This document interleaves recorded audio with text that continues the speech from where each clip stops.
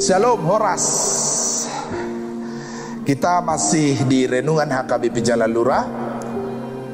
Mari kita berdoa untuk menyerahkan hidup kita kepada Tuhan. Martang yang mahita. Asini roh ama dihamu dohot dame sian Tuhan debata ama dohot sian Tuhan Yesus Kristus Tuhan tai. Amin. Bapak Ibu yang dikasihi Tuhan Yesus, firman Tuhan hari ini Selasa tanggal 8 Maret 2022, yaitu dari surat kiriman Rasul Paulus kepada jemaat Efesus pasal yang kelima ayat 2. Demikian firman Tuhan. Dan hiduplah di dalam kasih sebagaimana Kristus Yesus juga telah mengasihi kamu dan telah menyerahkan dirinya untuk kita sebagai persembahan dan korban yang harum bagi Allah. Jala parangyo kamu maha holongoni songon Kristusi nama kaholongiamu jala dilehot do dirina humokopita gabisilua jala pelean bahen uap na khusus tu debata. Demikian firman Tuhan. Ibu bapak yang dikasihi Tuhan Yesus Kristus, tentu berbicara tentang kasih kita tidak asing lagi.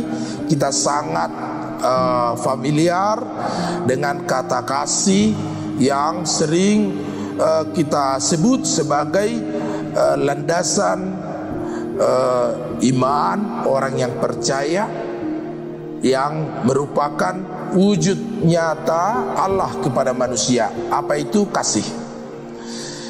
Allah mengasihi umatnya, dan demikian juga hukum yang Yesus ajarkan, bahwa ketika ditanyakan tentang hukum yang terutama, maka Yesus menjawab, kasihilah Tuhan Allahmu dengan segenap hatimu, dengan segenap budimu, dengan segenap kekuatanmu. Itulah hukum yang terutama. Dan hukum yang sama dengan itu adalah kasihilah sesamamu manusia. Kasih itu menjadi sangat penting, menjadi sangat perlu bagi kita sebagai wujud nyata cerminan Kristus dalam kehidupan kita. Karena apa? Karena Kristus telah melakukan kasih. Seperti apa kasih Kristus itu? Kasih Kristus itu seperti yang telah Ia lakukan ketika Ia mendatangi umat manusia, bukan pada saat manusia itu dalam kesalehan dan dalam kebenaran, tetapi pada masa manusia itu dalam kegelapan dan kejahatan. Disitulah Kristus hadir. Kristus datang untuk mewujudkan kasih-Nya. Kasih yang diwujudkan oleh Kristus itu benar-benar nyata di dalam pengorbanan, sacrifice, di dalam penebusannya, di dalam kepatuhannya, obedience kepada Bapa untuk mewujudkan keselamatan. Dan itulah sesungguhnya kasih yang terutama. Ketika banyak orang bertanya-tanya apa itu kasih, ibu bapak yang terkasih dalam nama Tuhan Yesus Kristus, kasih itu adalah pengorbanan, sacrifice. Maka ketika pertanyaan, sudahkah kita mengasihi sesama kita? Pertanyaannya adalah, jawabannya adalah, sudahkah kita berkorban bagi sesama kita? Sudahkah para suami mengasihi istrinya? Sudahkah suami berkorban bagi istrinya? Sudahkah istri mengasihi suaminya? Sudahkah istri berkorban bagi suaminya? Sudahkah anak-anak berkorban bagi orang tuanya?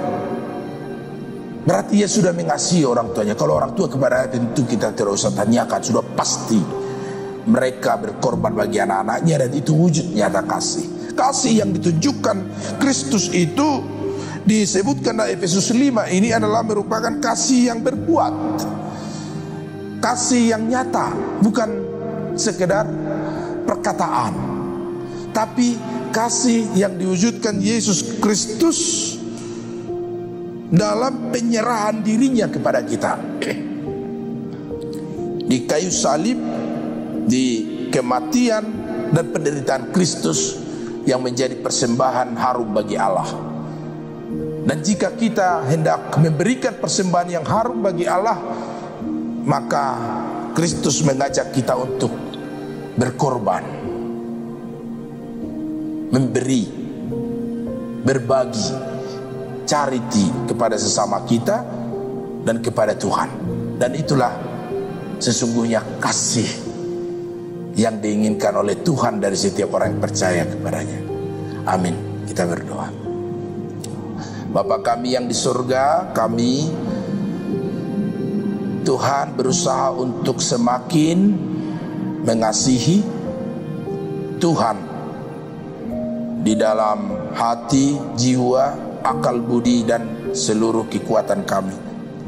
Kami juga berusaha untuk semakin mengasihi sesama kami. Karena itu ajar kami Tuhan untuk mau memberi, berbagi, terlebih seperti Kristus yang berkorban, kami mau berkorban bagi sesama kami. Biarlah Tuhan, kasih itu bukan hanya perkataan di bibir kami, tetapi kasih benar-benar nyata dalam setiap hidup kami.